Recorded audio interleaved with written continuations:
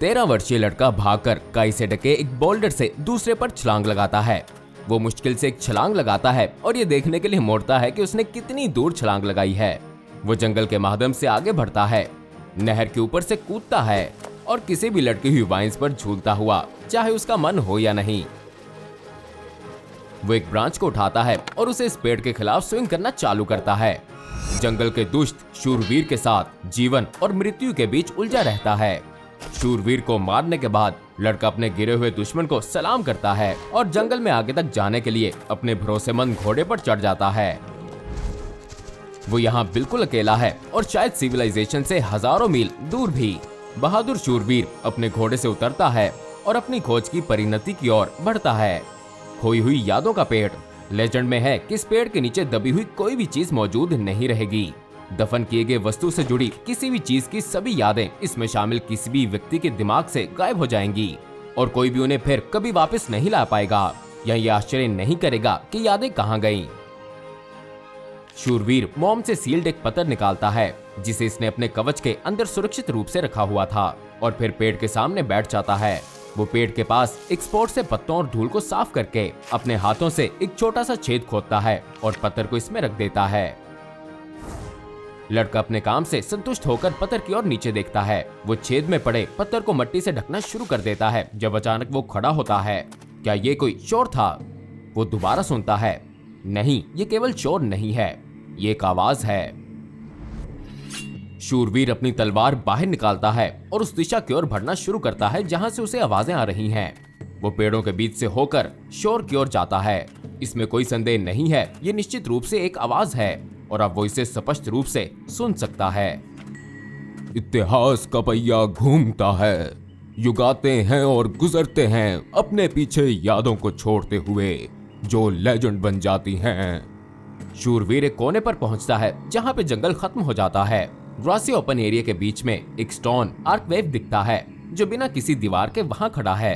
हालांकि आर्कवेव के माध्यम से देखने पर इस ग्रासी ओपन एरिया का दूसरा पक्ष नहीं दिखता है।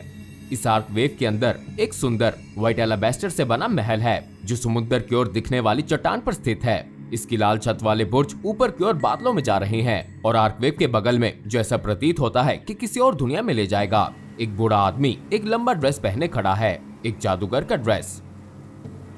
लड़का जंगल से निकलकर इस खुले स्थान में कदम रखता है।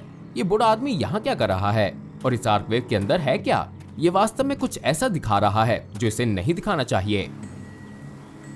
लेजेंड्स मिथक में बदल जाते हैं और मिथक को भी लंबे समय तक भुला दिया जाता है जब फिर से इसे जन्म देने वाला युग आता है। क्या आप मुझसे बात कर रहे हैं? लड़का पूछता है। आगे बढ़ो और अपनी सच्चाई को जानो, जादूगर जवाब देता है। तुम वही हो जिसकी भविष्यवाणी की गई थी, लेकिन क्या तुम में वो सब कुछ है जो इस लैंड ऑफ एडवेंचर में जाने के लिए चाहिए? लड़का इधर उधर देखता है लेकिन वहाँ कोई और नहीं है।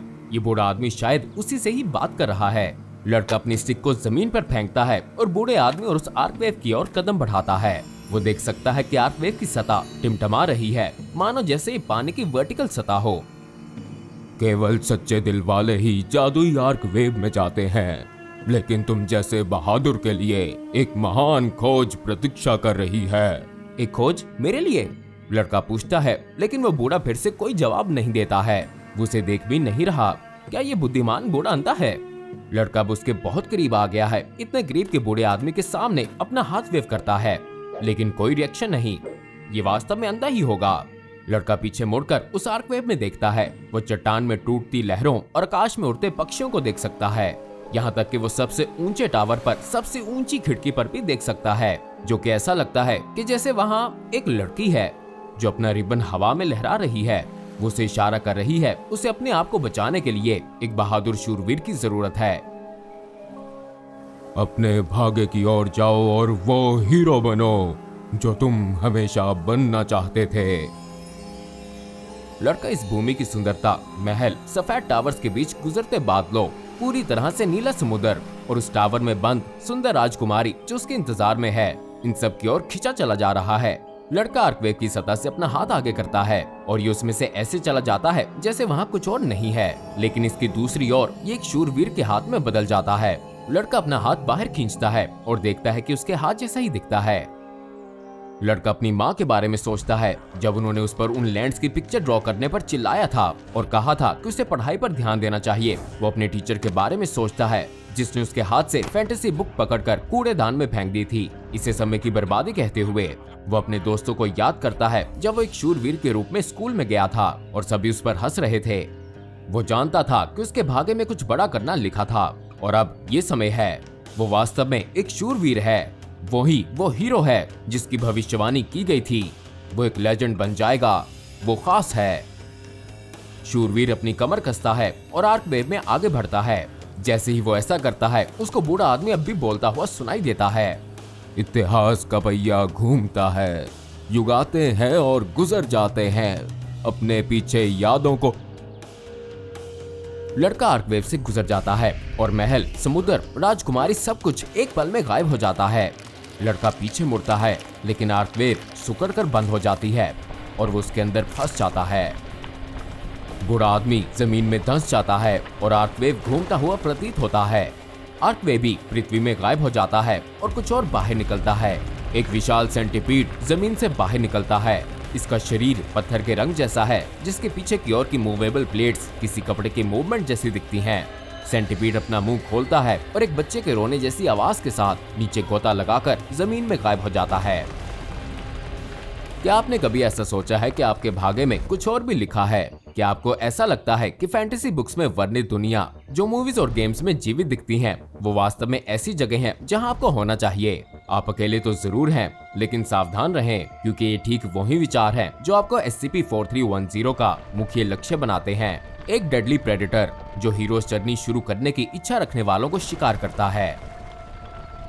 SCP-4310 एक एनॉर्मस क्रीचर है जो कई मायनों में एक आम सेंटीपीड जैसा दिखता है। हालांकि इसमें कई ट्रेट्स हैं जो इसे उससे अलग करते हैं, जो आपको जंगल में एक पत्थर के नीचे मिल जाएगा। शायद सबसे ऑब्वियस इसका आकार है, जबकि कुछ सेंटीपीड्स 1 फुट तक बढ़ सकते हैं। SCP-4310 की लंबाई 20 फुट से अधिक होती है। ये विशाल मांसाहारी सेंटीपीड जो ग्रेट ब्रिटेन और आयरलैंड का मूल निवासी है, का हंटिंग मेथड भी किसी भी आर्थ्रोपॉड, कीड़े या यहाँ तक के ज्ञात जानवर से बिल्कुल अलग है। SCP-4310 केराटिन फ्लैप्स की एक जोड़ी में खुद को कुकून करके शिकार करता है, जिसमें इसकी पूंछ को छोड़कर इसके पूरे शरीर को कवर करता है और इसे खुला छोड़ दिया जाता है। सेंटीपीड तब अपने सर और शरीर के अधिकांश हिस्से को जमीन के नीचे रखते हुए खुद को जमीन में दबा लेता है, सिवाय उस हिस्से को छोड़कर जो एक सेमी सर्कल शेप में जमीन से ऊपर होता है। सेंटीपीड की पूंछ लंबा ड्रेस पहने एक बूढ़े आदमी जैसा दिखता है और सेंटीपीड अपने पिछले पैरों को इस तरह से हेरफेर कर सकता है जो मुंह और जबड़े की मूवमेंट जैसा दिखता है, जिससे यह आभास होता है कि बूढ़ा बोल रहा है। इसके शरीर का बाकी हिस्सा मुड़ जाता है और ये अपने पैरों को इस तरह अरेंज कर लेता है, जिससे ये एक स्टोन आर्कवे जो बिना किसी सपोर्ट के बूढ़े आदमी के बगल में जमीन के अंदर है। एक प्रक्रिया के माध्यम से जिसे अभी तक फाउंडेशन द्वारा समझा नहीं गया है कि सेंटीपीड उस क्षेत्र में एक स्पेशल एनोमली बनाने में कैसे सक्षम है जहां उसका शरीर एक आर्कवे का रूप ले रहा है। ये स्पेशल एनोमली वास्तव में एक प्रकार का पोर्टल है, एक ऐसा पोर्टल जो सीधा SCP-4310 के पेट में जाता है। जैसे इसका शिकार स्पेशल एनोमली में जाता है, सेंटीपीड पोर्टल बंद कर देता है। अंदर पैरालिसिस इंड्यूसिंग एंजाइम्स शिकार को अक्षम कर देते हैं, क्योंकि शक्तिशाली स्टोमक एसिड कई दिनों तक अपने मील को तोड़ता रहता है। आप सोच रहे होंगे, मैं कभी भी जंगल के बीच एक बूढ़े आदमी के बगल में स्थित इस आर्कवे में नहीं जाऊंगा, लेकिन SCP-4310 के पास 2 शक्तिशाली मैकेनिज्म्स हैं जो अपने शिकार को लुभाने के लिए पूरी तरह से उपयुक्त हैं। सबसे पहले ये एक फेरोमोन को इमिट करता है, जिससे हल्के उत्साह की स्थिति उत्पन्न होती है, जबकि साथ ही डर को दबाने और क्यूरियोसिटी को प्रोत्साहित करता है।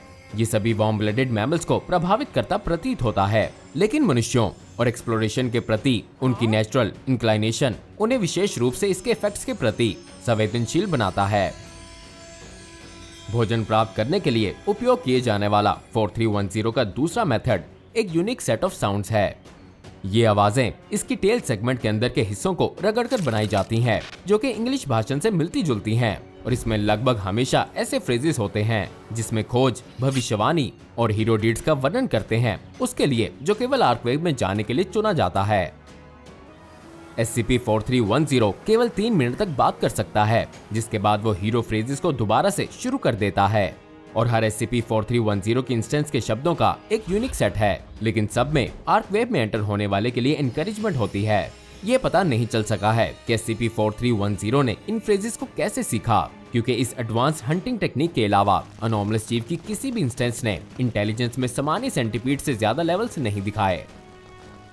दिलचस्प बात यह है कि यही हीरो स्पीच साउंड्स SCP-4310 की मेटिंग कॉल के रूप में भी कार्य करती हैं, और यह ज्ञात है कि नॉइजेस के कारण वुड बी एडवेंचरर्स का लालच बढ़ना केवल एक भाग्यशाली बाई प्रोडक्ट है, या यदि ये विशेष रूप से दोनों मेटिंग और ईटिंग के लिए आवाजों का उपयोग करता है।